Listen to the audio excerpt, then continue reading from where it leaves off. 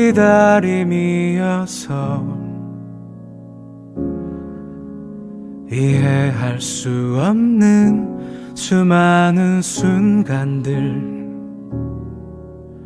주의 뜻을 묻고 기다리는 게 나 걸어가야 할 길이라서 삶은 기다림이어서 견디기 힘든 날들 수많은 아픔들 주 내게 주신 그 나라를 바라며 이겨내는 게 나의 길이라서 캄캄하기만 한 두려운 내 앞길과 참기 힘든 시련과 어려운 상황 속에서 날 품어주신 주를 기대하며 주가 주신 나의 길을 가려 해. 삶은 기다림이어서 주를 바라고 기다리는 게 내 삶의 이유라. 이 길을 걸어가네 주 오실 그날 기대하며 이 길을 따라 걸어가네.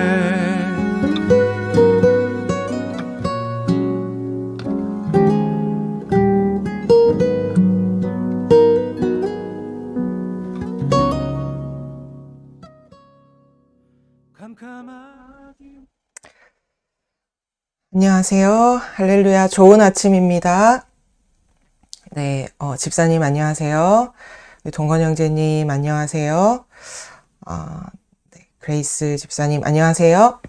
네, 아침 묵상에 오신 여러분 주님의 이름으로 환영하고 축복합니다.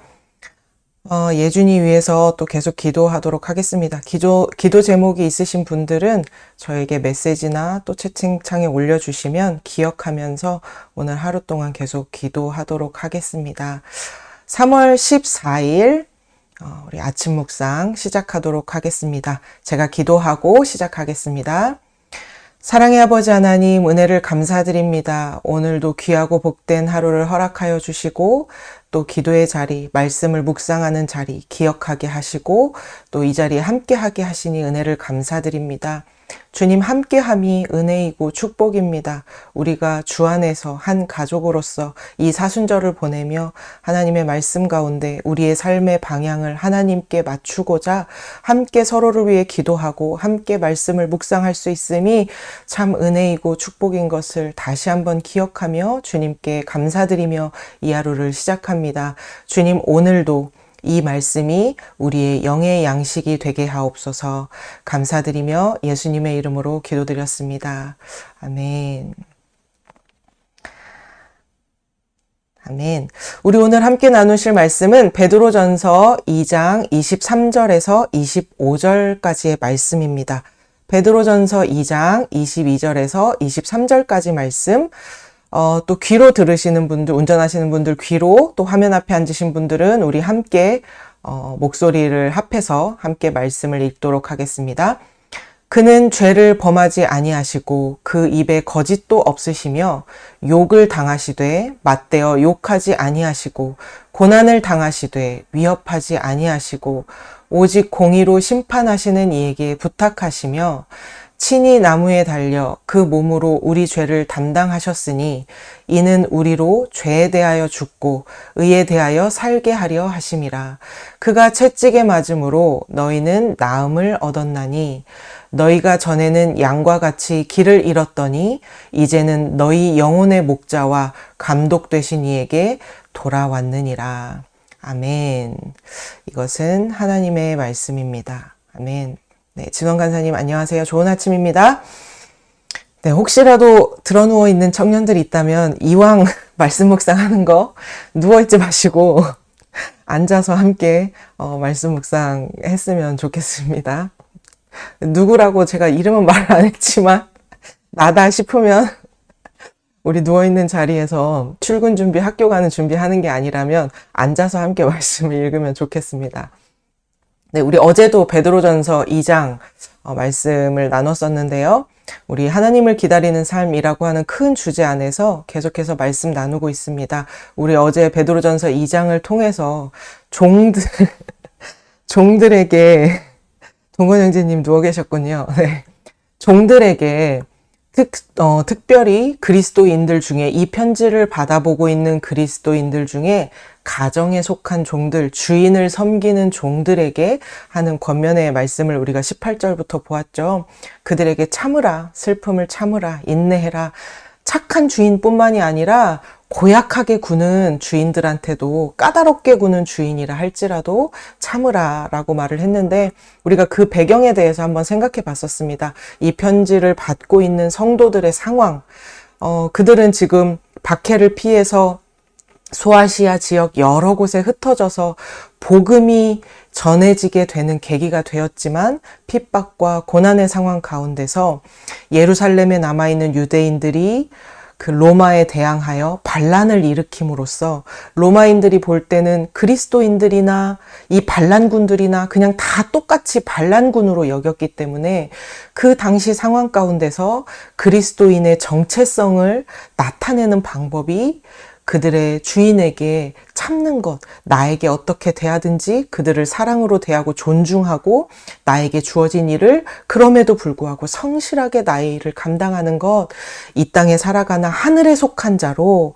하나님의 법에 따라 사람을 존중하고 또 나의 주어진 일을 그 자리에서 굳건히 서서 성실하게 해나가는 것, 그것이 그들에게 있어서 그리스도인으로서의 정체성을 나타낼 수 있는 길이었기 때문에 베드로 사도가 슬픔을 참으라, 인내하라, 그럼에도 불구하고 인내하라 라고 권면하고 있는 말씀을 보았죠. 그러면서 그렇게 할 수 있는 이유가 예수님께서 그 본을 보이셨다. 그러니 하나님을 생각함으로 예수님께서도 하나님을 생각함으로 그 일에 순종하셨던 것처럼 본을 보이신 것처럼 예수님을 따라 우리도 참으라 라고 하는 권면의 말씀을 우리가 함께 나누었습니다. 오늘은 계속해서 그 이유에 대해서 우리가 그렇게 참아야 하는 이유에 대해서 마지막 25절까지 함께 나눌 텐데요. 예수님께서 십자가에서 그 본을 보이셨습니다. 그리고 예수님은 죄를 범하지 아니하시고 그 입에 거짓도 없으시며 예수님은 죄를 범하지 아니하시고 그 입에 거짓도 없으신 분이래요. 예수님이 죄가 없으시다는 건 당연한 사실인데 죄를 범하지 아니하셨대요. 그러면 예수님이 죄를 범할 수 있는 가능성이 있다는 뜻일까요?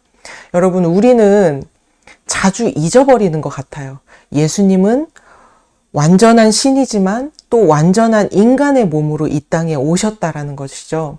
그래서 예수님도 마음 아프셨고 슬프셨고 피곤하셨고 이런 모욕을 당할 때, 고난을 당할 때 슬프셨고 마음의 상처를 받으셨고 그 또한 그래서 우리가 사순절 첫 주에 광야에서 사탄에게 시험 받으시는 예수님에 대해서 말씀 나눈 것처럼 예수님도 시험 받으셨다는 거예요. 그런 유혹 가운데 있으셨다는 것이죠. 그런데 예수님은 죄를 범하지 않으셨다. 그리고 그 입에 거짓도 없으셨다. 그리고 욕을 당하시되 맞대어 욕하지 아니하시고 고난을 당하시되 위협하지 아니하시고 욕을 당해도 모욕을 당해도 학대를 당해도 그것에 대해서 똑같이 안갚음하지 않으셨다는 거예요. 침묵하셨죠. 똑같이 보복하지 않으셨다는 거예요. 그리고 고난을 당하시되 위협하지 않으셨대요. 그래, 내가 지금 이 일만 끝나고 나면 니네 두고 봐라. 너네는 생명 없어. 이렇게 내가 가진 힘으로 그들을 위협하지도 않으셨다는 것이죠.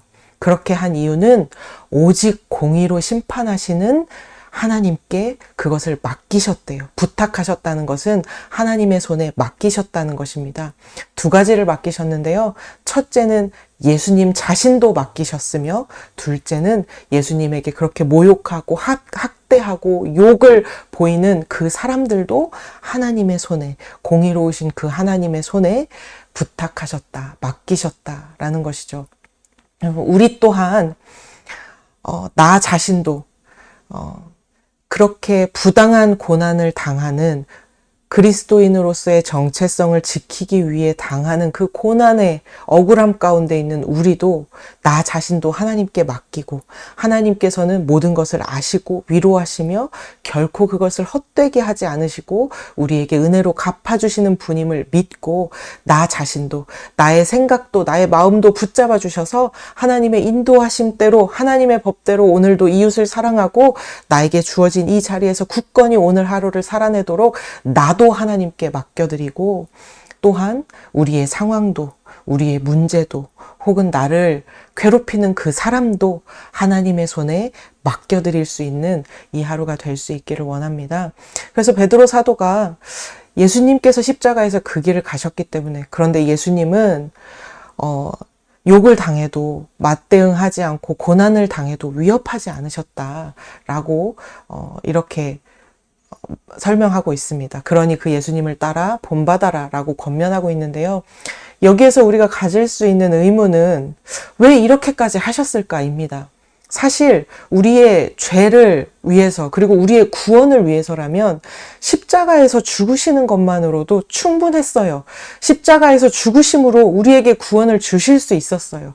그런데 왜 이렇게 죄를 범하지 않도록 몸부림치시며, 거짓이 없도록 몸부림치시며, 욕을 당해도 맞대어 욕하지 않고, 고난을 당해도 위협하지 않고 침묵하시며 그 모든 것을 묵묵히 견뎌내셨는가? 왜 이런 일까지 감당하셨는가? 그냥 십자가에서 죽으시는 것만으로도 우리에게 구원을 주시기에는 충분했는데 왜 그러셨는가? 여러분, 욕을 당하시되 고난을 당하시되, 이 말씀은 어디가 생각나시나요? 이사야서 말씀이죠. 이사야서 53장 말씀입니다. 그는 사람들에게 멸시를 받고 버림을 받고 고통을 많이 겪었다. 그는 언제나 병을 앓고 있었다. 사람들이 그에게서 얼굴을 돌렸고 그가 멸시를 받으니 우리도 덩달아 그를 귀하게 여기지 않았다. 그는 실로 우리가 받아야 할 고통을 대신 받고 우리가 겪어야 할 슬픔을 대신 겪었다. 그러나 우리는 그가 징벌을 받아서 하나님에게 맞으며 고난을 받는다고 생각하였다. 왜 이렇게까지 멸시를 받고 버림을 받고 심지어 사람들마저도 얼굴을 돌리고 하나님한테 버림받아서 저렇게 고난받는 거야 라고 우리마저도 그렇게 말했다는 것이에요. 그런데 왜 이렇게까지 견디셔야 했나? 그냥 십자가에서 죽으시는 것만으로도 충분했는데 왜 이런 멸시까지, 학대까지, 고통까지 묵묵히 견디셨는가? 오늘 말씀은 이렇게 설명하고 있습니다. 친히 나무에 달려 그 몸으로 우리의 죄를 담당하셨으니 이는 우리로 죄에 대하여 죽고 의에 대하여 살게 하려 하심이라. 그렇게 하신 이유는 우리로 하여금 죄의 종이었던 우리를 죄에 대하여서 죽고 이제는 의의 종으로, 의를 위하여 살아가는 삶으로, 하나님을 섬기는, 하나님의 영광을 위하여 살아가는 삶으로 우리에게 새로운 삶을 주시기 위해서, 그냥 구원받는 것뿐만이 아니라 그것을 뛰어넘어 새로운 삶을 살게 하기 위해서, 이제 죄에 대해서 죽고 의를 위하여 살아가는 삶으로 새로운 삶을 살게 하시기 위해서 그 모든 것을 견디셨다라는 것이에요. 죄의 종이라는 게 무엇일까요? 죄의 종이라는 것은 죄에 얽매여서 살아가는 삶이에요. 우리 스스로는 그 얽매여 있는 것에서 벗어날 수 없는 상태를 말하는 것이죠. 그러니까 죄의 싹슨 사망이요, 우리가 살아도 사는 게 아닌 거예요.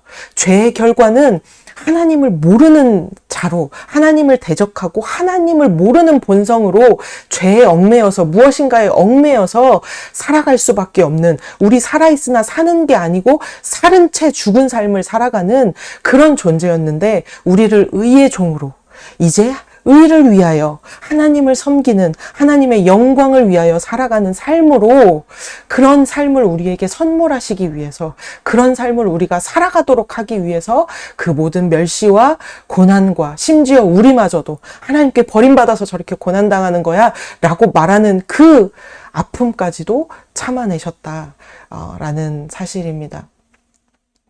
사랑하는 여러분, 우리 의에 속한 자로 살아낼 수 있기를 원합니다. 하나님을 섬기는 자로 하나님의 영광을 위해서 살아가는 자로 이 하루를 우리가 살아낼 수 있기를 원합니다. 로마서 6장 20절에서 23절 말씀입니다. 여러분이 죄의 종일 때에는 의에 얽매이지 않았습니다. 여러분은 그때에 무슨 열매를 거두었습니까? 이제 와서 여러분이 그러한 생활을 부끄러워하지만은 그러한 생활의 마지막은 죽음입니다. 이제 여러분은 죄에서 해방을 받고 하나님의 종이 되어서 거룩함에 이르는 삶의 열매를 맺고 있습니다. 그 마지막은 영원한 생명입니다. 죄의 싹은 죽음이요 하나님의 선물은 우리 주 예수 그리스도 안에서 누리는 영원한 생명입니다.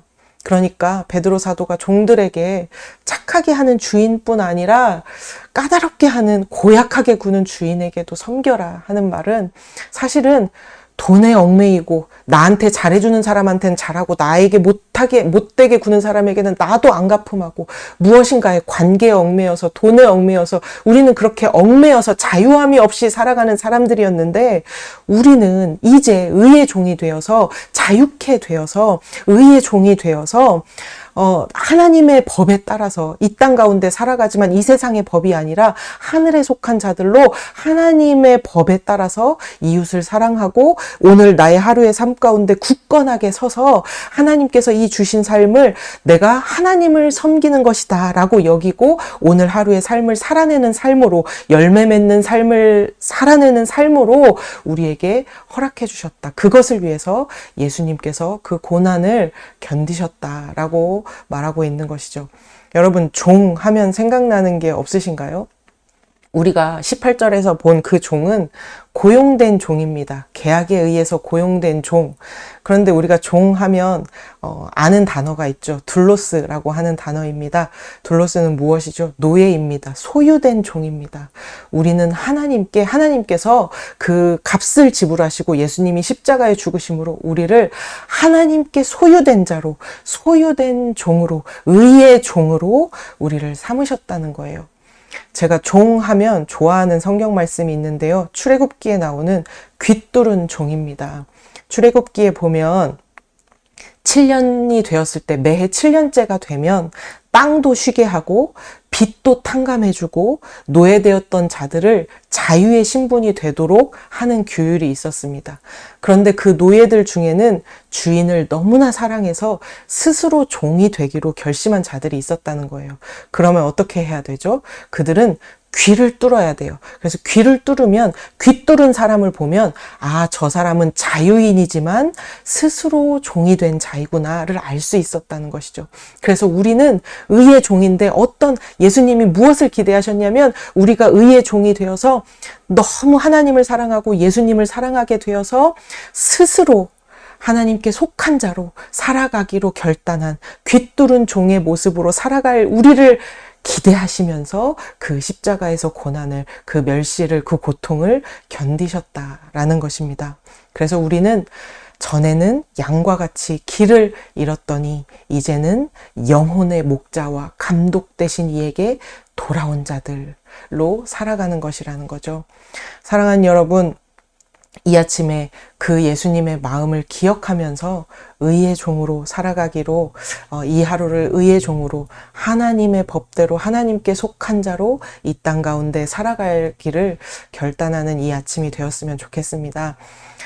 제가 말씀을 묵상하면서 이번 주에 말씀을 묵상하면서 들었던 생각은 그것입니다.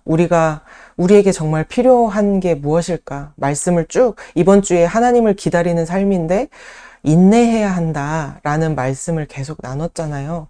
그래서 인내에 대해서 말씀을 쭉 묵상하다가 그런 생각이 들었습니다. 히브리서 그 12장 우리가 월요일에 나눴던 말씀처럼 예수님께서 이렇게 참으셨던 것은 그 앞에 있는 기쁨을 위해서 참으셨대요, 십자가에서. 그 기쁨은 무엇이냐면 우리가 의의 종이 되어서 새로운 삶을 살면서 아장아장이지만 실수할 때도 있고 넘어질 때도 있지만 우리가 그 길을 걸어서 그 길 끝에 주님께서 우리와 다시 연합하는 것, 우리와 다시 만나는 것, 그날을 기대하시면서, 그날을 소망하시면서, 그날을 기다리시면서, 그것을 기대하시면서 그 모든 것을 참으셨다라는 말씀을 보았잖아요.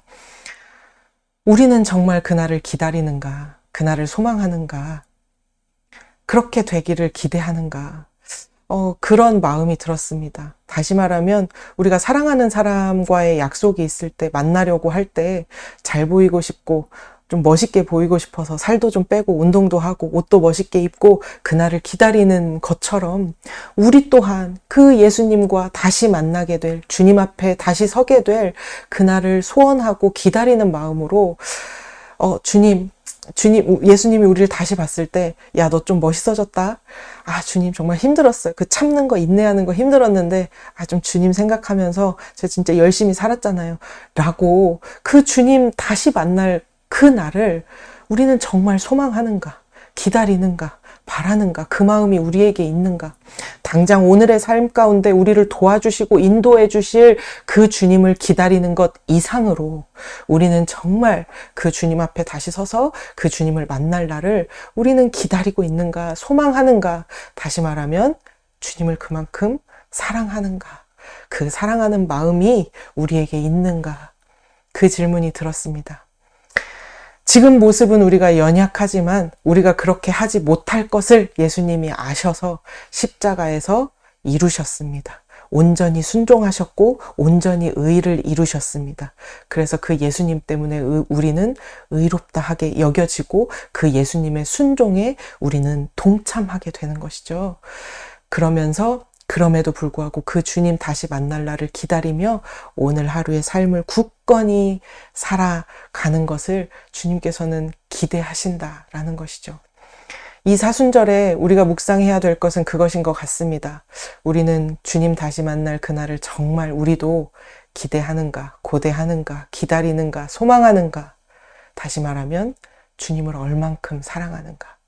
그 마음을 되돌아보면서 주님을 사랑하는 그 마음이 우리 안에 풍성하게 회복될 수 있는 이 사순절이 되었으면 좋겠습니다.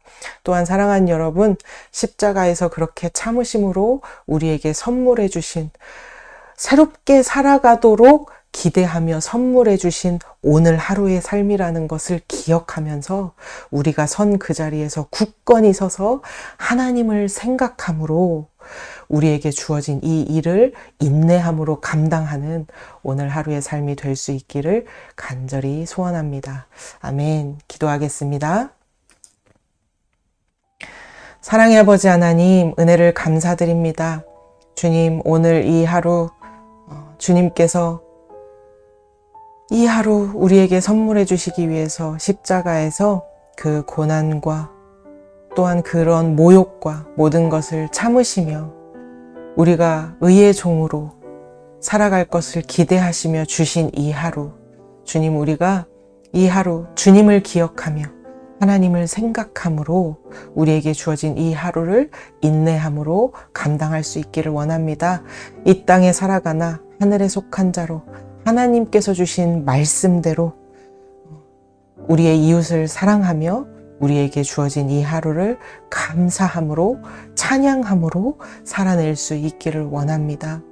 주님, 이 하루도 어제보다 오늘 더 주님을 사랑할 수 있기를 원합니다.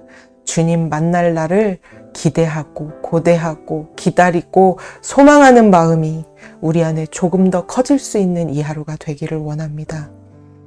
주님, 이 하루 우리와 온전히 동행하여 주시며 주님을 사랑하는 우리의 마음에 귀 기울여 주시고 주님을 사랑하는 고백으로서의 이 하루를 살아낼 수 있도록 축복하여 주시옵소서. 감사드리며 예수님의 이름으로 기도드렸습니다. 아멘. 여러분, 오늘 하루도 말씀 충만, 성령 충만한 하루 되시기를 간절히 기도하고요. 또 몸이 아프신 분들 위해서 계속해서 기도하도록 하겠습니다. 오늘 하루의 삶을 위해서 여러분 각자의 또 기도의 자리로 나아갈 텐데요. 이 시간을 활용해서 여러분 오늘 하루를 위해서 기도하고 무엇보다도 말씀을 붙잡고 기도하고 이 하루를 시작할 수 있었으면 좋겠습니다. 우리 함께 기도하겠습니다.